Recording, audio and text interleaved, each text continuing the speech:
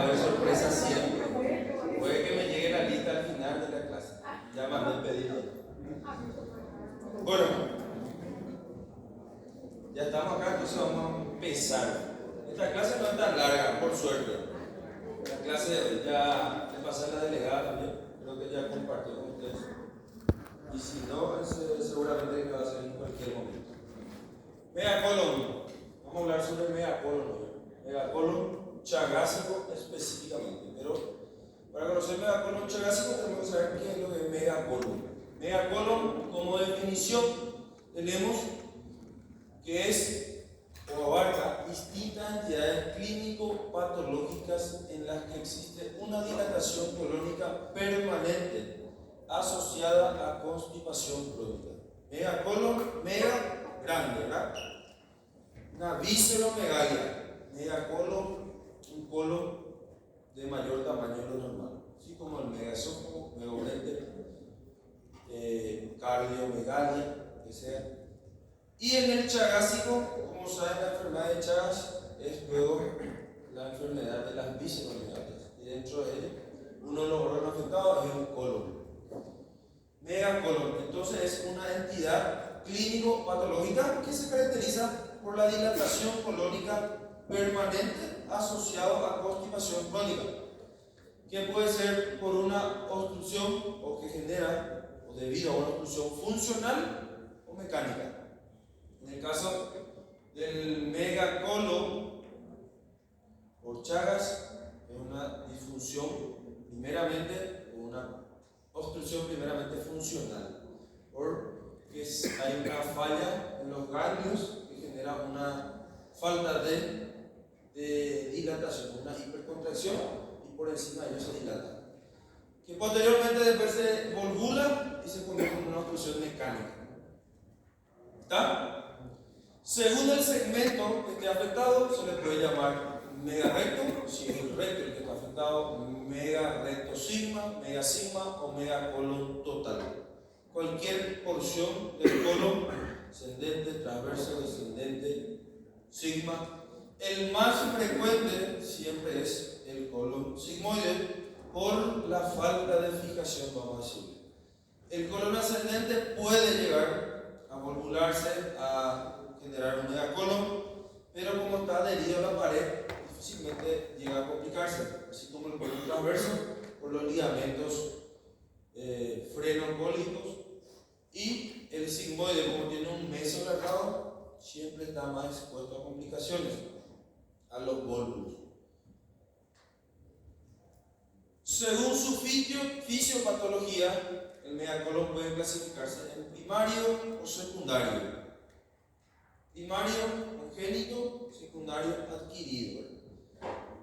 El megacolon primario puede ser congénito o adquirido. El primario es originado por alteraciones de las células ganglionares de los plexos de Auerbach y Meissner. La enfermedad de Hirschsprung es una enfermedad congénita que generalmente se caracterizan por aparecer en la infancia o en los niños, principalmente en los niños inmediatamente después de nacer, ya empieza a presentar síntomas. Generalmente se acompaña luego con el ano perforado. Y la adquirida, que es el megacolon disganglionar del adulto, que se manifiesta ya de adulto. En ambos casos, la ausencia de inervación en su segmento del colon impide el tránsito fecal normal. Usted ya desarrolló una calasia, ¿verdad? En el semestre anterior. Es la misma fisiopatología prácticamente, que es luego una de las causas de la calasia, la enfermedad de Chagas, ¿verdad? Hay una porción del colon que queda desnervado o aganglionócico. Se pierden los ganglios generalmente en el Hirschsprung, no llega luego. No sé qué pasó ahí. En el Hirschsprung no llega luego a descender todas las células, entonces hay una porción que se queda agangliónica, o sea que no tiene ganglios, entonces esa parte del colon no deja de contraerse, o sea, mantiene un tono por la falta de inervación a ese nivel. Y eso hace que por encima se empiece a dilatar. Se dilata, se dilata, se dilata. Por encima del segmento aganglionósico se empieza a dilatar el colon. Y ahí se constituye lo que es el megacolon. Lo mismo en la enfermedad de Chagas, que lo que hace es destruye las células a un nivel y por encima de eso empieza a dilatarse el colon. Falta de relajación del segmento desinervado. Hay una contracción ahí y no se relaja. Entonces por encima, ¿qué es lo que pasa? Con un mecanismo compensatorio se dilata porque no puede pasar el bolo fecal o lo que sea a través de la luz por la falta de relajación de ese segmento. Entonces ahí se constituye una obstrucción funcional y una dilatación progresiva del colon por encima de ese segmento desinervado. Aganglionosis congénita. La causa en sí es desconocida, pero lo que se cree, lo que se sabe es que no llega a migrar las células ganglionares desde la cresta neural hasta el intestino posterior, la cresta neural, hasta el tracto digestivo, que es la porción que corresponde al colon. Entonces, esa es la fisiopatología más o menos que se maneja. La causa en sí no se sabe, desconocida. Entonces, a veces se dice que es idiopática. La mayoría de los casos del segmento ganglionar compromete el conducto anal y el recto o recto sigma. Menos del 20% afecta solo el conducto anal y el recto distal. Y la ganglionosis total es rara. Rarísima, pero puede haber también. Más frecuentemente afectado siempre es el recto sigma ano. Recto sigma y el sigmoide otra vez dentro de ello, prácticamente. La epidemiología afecta 1 por cada 5.000 nacidos vivos y existe predisposición familiar. Es 10 veces más frecuente en portadores de síndrome de Down. Las otras anomalías que pueden asociarse: hidrocefalia, criptorquidia, ano imperforado, poliposis colónica. El ano imperforado está más relacionado con la enfermedad de Hirschsprung en el recién nacido. Hirschsprung, recién nacido, Chagas, enfermedad de los adultos. Misma sintomatología, mismas manifestaciones clínicas prácticamente. La edad, la diferencia, ¿verdad? Megacolon. La presentación clínica, eso es lo que tenemos que saber bien. El megacolon prácticamente se puede manifestar por una de sus complicaciones, que son el fecaloma o materia fetal impactada o el vólvulo, y con los síndromes dispépsicos, ¿verdad? El paciente presenta constipación crónica, tanto prácticamente síntomas de un síndrome obstructivo o pseudo obstructivo. Aparecen en la enfermedad de Hirschsprung. Los síntomas aparecen prácticamente al nacimiento, durante la primera semana de vida o más raramente durante la infancia temprana. Cuanto más temprana sea la presentación clínica, más extenso es el área de la ganglionosis. Entonces, la enfermedad de Hirschsprung, al nacer en la primera semana ya se presenta, y generalmente se presenta, como le dije, con un ano imperforado, que a veces con una cirugía se resuelve, o a veces viene con una obstrucción prácticamente. Durante el periodo natal, distensión abdominal importante, vómitos, imposibilidad de eliminar el meconio, dificultad respiratoria ya por el aumento de la presión intraabdominal que comprime todos los órganos. Entonces se traduce en una dificultad respiratoria. El tacto rectal puede provocar la salida violenta del meconio y gases. Generalmente el paciente recién nacido en la primera semana que están con algún problema de obstrucción, no se hace un tacto rectal así con el dedo. Prácticamente se usa el termómetro. Con el termómetro se le estimula y a veces provoca la salida. Y ahí baja todos estos síntomas. Y Si no se presenta en los primeros días de vida, prácticamente los síntomas van desapareciendo a medida que va creciendo el niño. O aparecen ya en forma esporádica, por crisis más o menos. Cada tanto el paciente o el niño presenta cuadros de estreñimiento, de obstrucción, que va cediendo con medicación, dieta y todo eso. Por momentos va a sobrar. Y cada vez que va creciendo, cada vez menos síntomas, pero en forma esporádica van apareciendo. El tacto puede mejorar de forma transitoria el cuadro, pero puede haber recurrencia de la obstrucción aguda. Cuando la obstrucción aparece más tardía, los periodos de obstrucción están más separados, pero periodos intermedios más prolongados. Constipación pertinaz en niños más grandes. Cada tanto va apareciendo.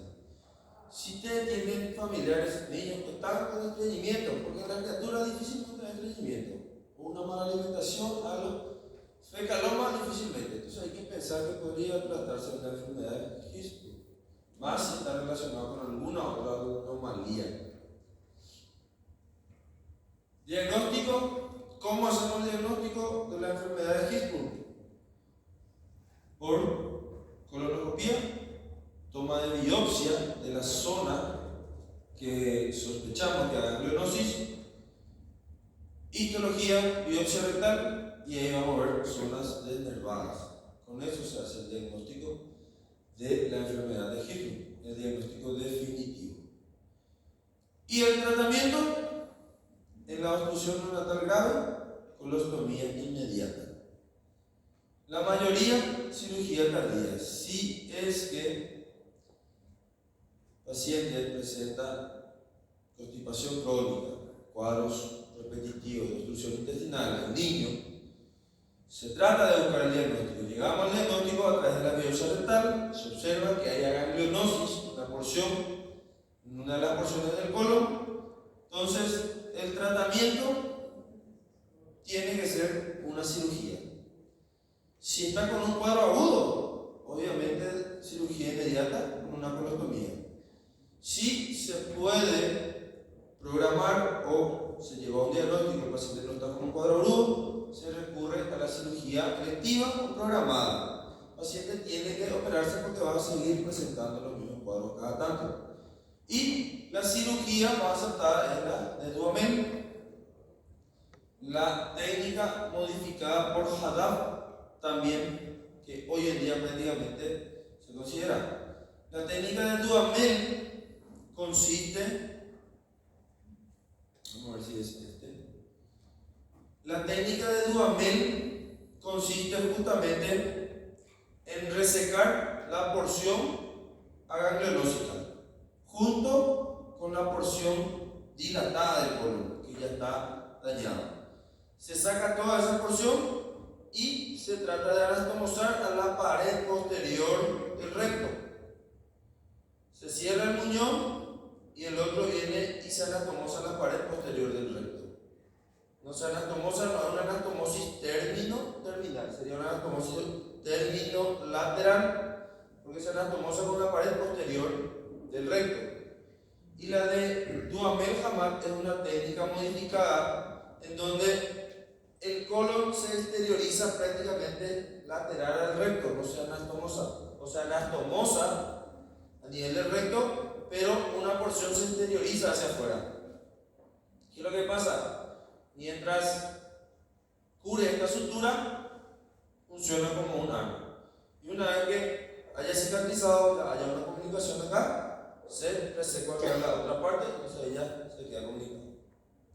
En este caso, cuando se hace la Duhamel, se cierra el muñón y se anastomosa una anastomosis término lateral y se hace una ileostomía de protección o colostomía de protección acá que cubre. Pero la de Haddad Duhamel es la modificada en donde se exterioriza a través del recto, del ano, una colostomía, prácticamente. No entiendo bien esta imagen, pero parece ser esta. Una colostomía a través del ano. Detrás del recto se saca el colon para no sacarle por fuera o por el abdomen. Megacolon disganglionar del adulto es un megacolon primario y adquirido por la destrucción de los plexos. La etiopatogenia de este megacolon es incierta y probablemente multifactorial. Se relaciona más con la enfermedad de Chagas y con la deficiencia de vitamina B12. Del por qué, la verdad que no sé, pero está escrito en los libros. Es una enfermedad que es más frecuente en el norte y en el noreste de Argentina y en áreas rurales de Brasil. Esta diapositiva probablemente fue del Michan, que en el Michan te habla de esto. Argentina. Carencia nutricional, sobre todo deficiencia de vitamina B12, que se relaciona mucho con el megacolon adquirido y principalmente la infección por el Trypanosoma cruzi, la enfermedad de Chagas.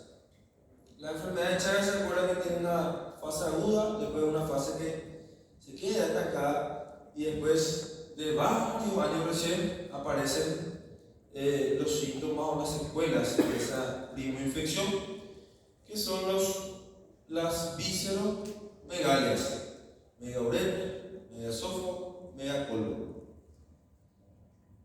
Lo más aceptado son la carencia o el déficit de vitamina B12 y la infección por Trypanosoma cruzi como los responsables de la destrucción de las células ganglionares.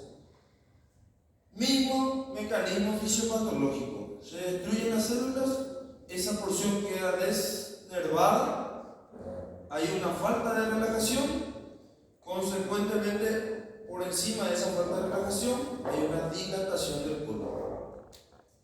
El megacolon chagásico es una secuela de la enfermedad y puede asociarse con otros megaórganos. ¿Cómo hacemos el diagnóstico? Presentación clínica, síndrome obstructivo, pseudoobstructivo. El síndrome obstructivo, ¿se acuerdan que está compuesto por náuseas, vómitos, distensión abdominal, retención de heces y gases o constipación crónica? Entonces, el megacolon tiene una presentación obstructiva o como un síndrome obstructivo o pseudo-obstructivo. A veces se alternan con episodios de diarrea, estreñimiento, a veces hacen fecalomas que se impactan y por el rebosamiento nomás ya parece que tiene diarrea. Entonces, cuando aparecen esos síntomas, distensión abdominal, náuseas, vómitos, hay que pensar que puede ser un megacolon. Si es una persona adulta, mayor de 50, 60 años, generalmente el prototipo es el paciente añoso que vive en una zona rural, flaquito, que tuvo pérdida de peso, un abdomen así bien prominente. Esa es la clásica presentación de un megacolon y probablemente su origen sea de origen chagásico. Constipación pertinaz, distensión abdominal, a menudo se asocia a adelgazamiento extremo. Clásico, sí mismo de su panza enorme por la distensión abdominal. A veces inclusive se suele ver signos de reptación en el abdomen. Los signos de reptación eran los movimientos peristálticos que se ven a través de la pared abdominal, como lombriz del abdomen. Se ve así, luego que se mueve a través de la pared abdominal. Cuando es muy delgado se puede ver reptar el intestino, así como también palpar una consistencia pétrea, fecaloma, que ya serían algunas de las complicaciones del megacolon, el fecaloma y el gólmulo. La presentación clínica, entonces, síntomas: constipación pertinaz, distensión abdominal. Cuando ya es una obstrucción o un fecaloma impactado, puede haber náuseas, vómitos. Y cuando ya hay náuseas, vómitos con materia fecal, ya es muy grave. Generalmente se dice que cuando hay un vómito fecaloide, ya es un signo pre-mortem. El paciente ya está a punto de morir, pre-óbito. Entonces, si el paciente viene con vómito fecaloide, ojo, el paciente ya está por morir, gravísimo. Todas las complicaciones que lleva la obstrucción, la deshidratación, las alteraciones hidroelectrolíticas, todo.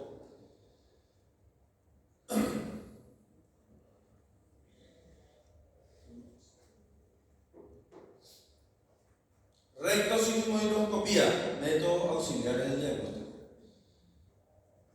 Preparación colónica, a veces cuando hay fecaloma es difícil. Revela una ampolla rectal amplia y se continúa con un megasigma. Cuando la constipación es muy prolongada y se abusa con la utilización de laxante, la mucosa presenta una coloración oscura, melanosis coli. Así se suele ver la mucosa colónica en la endoscopía. Tenía otro nombre en piel de tigre, algo así se le llama. La melanosis coli, que es cuando ya la mucosa se presenta de forma oscura, cuando la gente usa mucho laxante. A veces el laxante, de tanto que se usa, lesiona toda la mucosa y en contrapartida te produce estreñimiento. En vez de ayudarte a defecar, te da estreñimiento, el uso muy prolongado de laxantes. Y esto genera a nivel de la mucosa sigmoidea un tapiz en piel de tigre, se llama, tapiz en piel de tigre. Melanosis coli, un tapete de piel de tigre. Radiografía, prácticamente el método auxiliar que nos va a ayudar para el diagnóstico, y clásicamente se ve una imagen en forma de U por la dilatación colónica de los márgenes colónicos, una imagen en U invertida, dilatación colónica, así como su contenido de materia fecal mezclada con aire. Una imagen en forma de U se suele ver en el mediacolon por la dilatación. Cuando hay fecaloma, más todavía. Cuando está impactada, se ve. Nosotros vemos, entonces, el paciente está con un cuadro pseudo-obstructivo o obstructivo, el paciente tiene que quedarse internado. Cuadros obstructivos son cuadros graves. Sí o sí se internan los pacientes.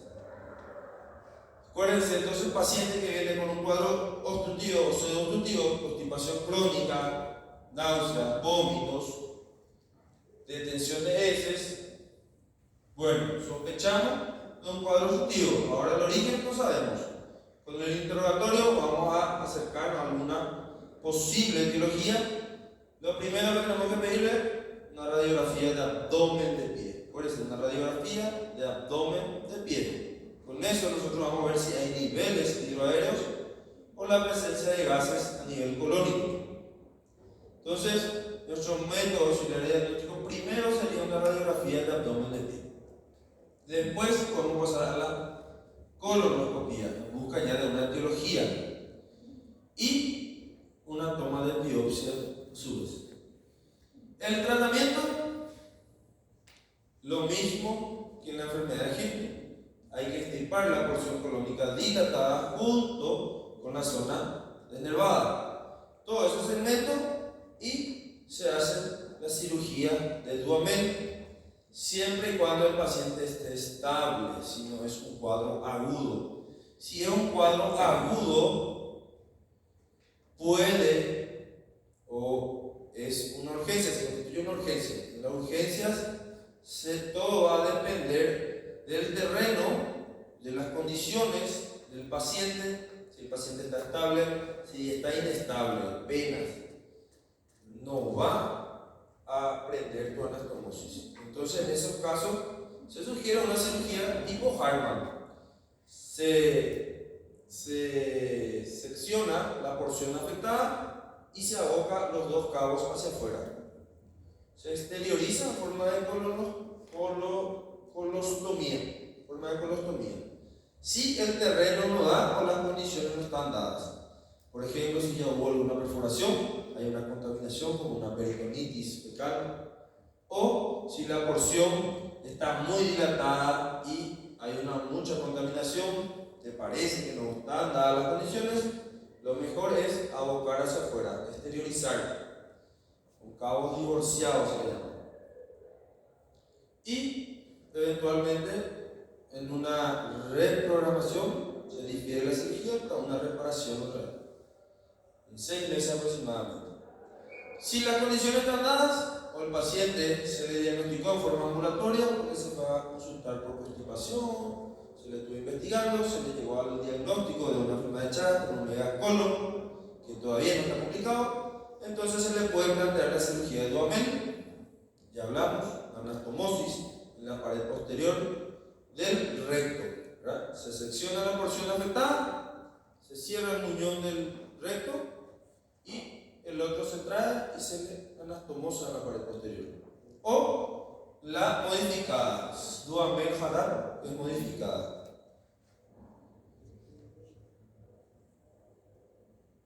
Megacolon secundario. Estas ya son más raras. Son secundarias de patologías muy diversas y que solo tienen en común la ausencia de lesiones primarias en los plexos de Auerbach-Meissner. Hay un megacolon que pueden ser obstructivas, neurológicas, metabólicas y conectivas. Y acá están algunas de las causas obstructivas. Puede ser por un ano perforado, estenosis anorrectal, que genera ahí un megacolon. Neurológicas, por la enfermedad de Parkinson, esclerosis múltiple, distrofia hemiatómica. Metabólicas, conectivas, las psicógenas. Estas son algunas de las causas de megacolon también, que no tienen como causa la aganglionosis, por otras causas, que son bastante raras. A veces pacientes psicóticos que, qué sé yo, atajan su reflejo defecatorio, entonces eso genera una dilatación colónica con el tiempo. Principales complicaciones del megacolon, tenemos el vólvulo y el fecaloma, principalmente el vólvulo sigmoide y el fecaloma, la infectación fecal. El vólvulo es una torsión prácticamente del colon sobre su eje. Se tuerce sobre su eje en 180 o 360 grados inclusive. El colon se tuerce, se dobla y ahí se genera ya una obstrucción mecánica. Primeramente pudo haber sido por el Chagas, donde hay una obstrucción funcional por la falta de nervio a ese nivel. No se relaja, entonces la porción superior a eso se va dilatando. El sigmoide, como le dije, no tiene una fijación como el colon ascendente o el transverso o el descendente, que están adheridos a la pared por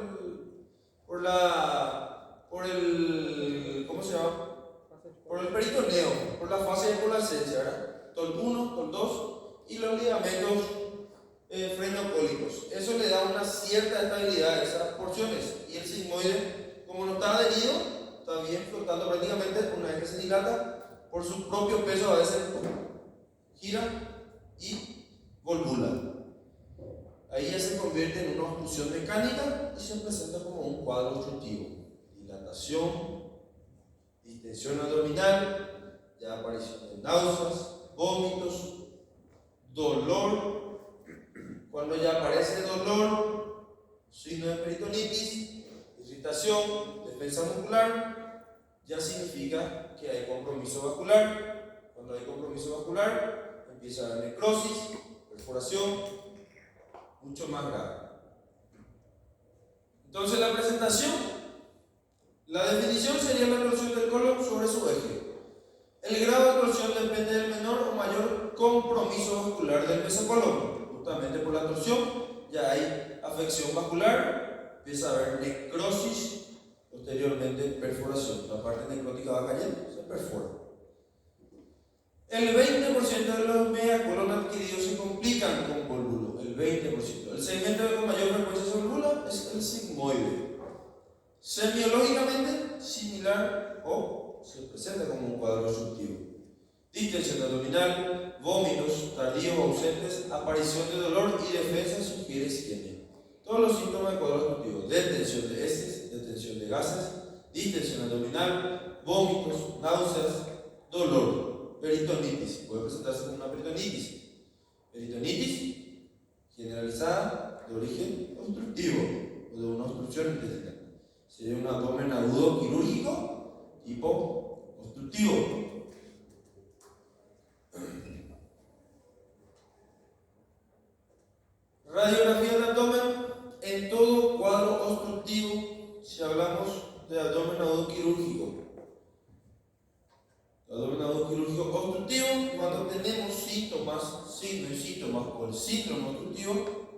sí o sí, lo primero que hay que pedir es una radiografía de abdomen de pie, junto con la de tórax para ver si hay perforación, pero si pensamos en un cuadro obstructivo, abdomen de pie. El abdomen de pie que buscamos, niveles hidroaéreos. Nivel de agua con gas. Si hay niveles hidroaéreos, evidentemente estamos ante un cuadro obstructivo o la imagen en pila de Modena. En el caso de un vólvulo, vamos a ver una dilatación colónica importante en forma de U invertida, generalmente así. A veces podemos inclusive pasarle contraste y dar similar a la imagen de la calasia en pico de ave o en punta de lápiz, también se le llama. Una imagen en punta de lápiz. Signo de Friedman-Dahl, U invertida. Clásico del fecalón. El vólvulo, ¿verdad? Colon por enema, justamente nos da la imagen en pico de ave, con punta de lápiz también se le dice. Y similar al de la calasia, por la dilatación y la obstrucción. ¿Cuál es el tratamiento? Tenemos el tratamiento endoscópico, quirúrgico. De hecho, que al final, si la causa es chagásica, probablemente vaya a cirugía. Si la causa es secundaria a otra patología, que no es por culpa de los ganglios o la denervación, se trata la patología de base. El tratamiento endoscópico, ¿en qué consiste? Un recto sigmoidoscopio rígido que al introducir se ve la mucosa en forma de remolino, un aspecto de remolino. A nivel de la obstrucción se ve que se tuerce, ¿verdad? Y a ese nivel se suele, con el recto sigmoidoscopio, con la fibra mismo, se suele empujar a veces y se desvolvula. Es un desvolvamiento. Dependiendo siempre del estado de la mucosa. Si se ve que hay necrosis o signo de congestión venosa marcada, que hay sufrimiento, ahí ya se contraindica el procedimiento y hay que ir a cirugía. Justamente por la probabilidad de perforar, generar una peritonitis fecal o algo. Si se ve que la mucosa está sana, entonces con el fibroscopio mismo se empuja. A veces se mete una sonda tipo nasogástrica, que es semirrígida, más blanda que el fibroscopio por lo menos, y se empuja con eso. Una sonda rectal, y con la presión se desvolvula. Se le deja ahí la sonda rectal hasta que pase todo el cuadro obstructivo. Ahí empieza a defecar, a entusiasmar el paciente, baja totalmente el abdomen y prácticamente desaparece el dolor. Si no llegó a haber alguna isquemia o alguna gangrena ya por ahí. Luego de la desvalvulación endoscópica, cirugía electiva. De esa porción ya dilatada va a cirugía. Cirugía de urgencia, lo mismo que en Hitler. Resección del sigmoide enfermo con cabos divorciados, dependiendo del terreno que se encuentre. Si el terreno de daño hay una contaminación importante, se puede intentar una anastomosis primaria directamente ya.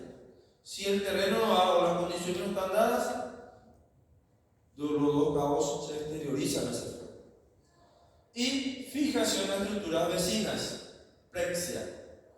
Hay una técnica de Nobles, creo que se llama, en donde se fija, olvidé el nombre, las asas para que no vuelva a volvular supuestamente. Pero es muy poco utilizada por la alta probabilidad de generar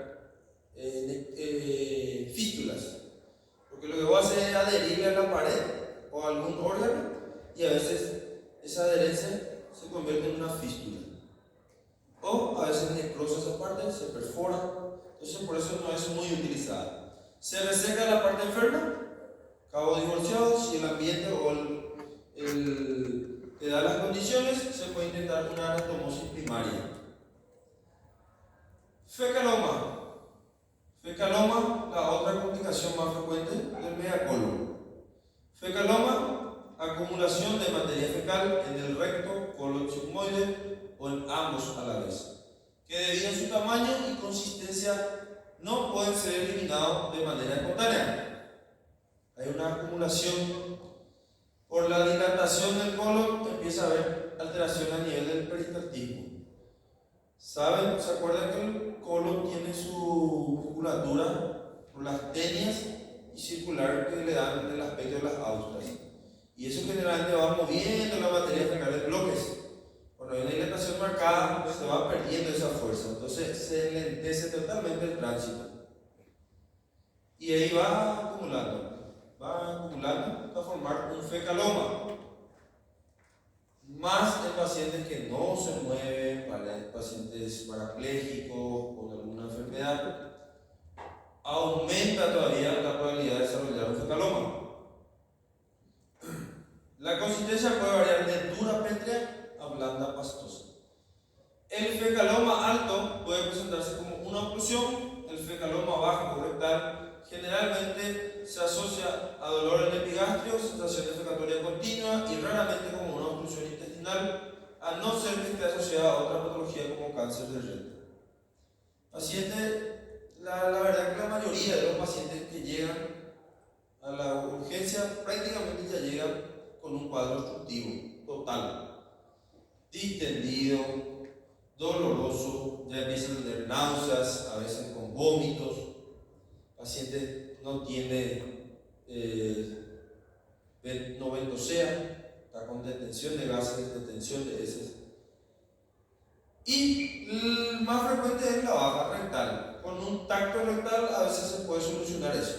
Cuando es alto es un poco más difícil.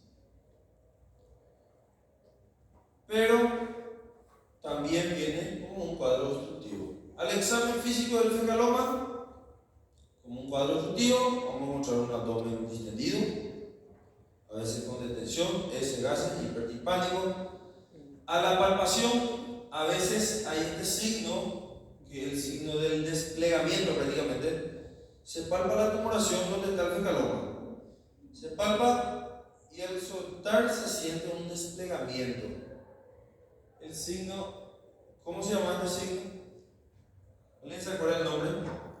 Signo de Yersunis, mal no recuerdo, se llama este signo. Pero es muy difícil. Prácticamente en el colon sigmoide a veces se palpa bien. Se palpa, primero deja como una fobia, como un edema.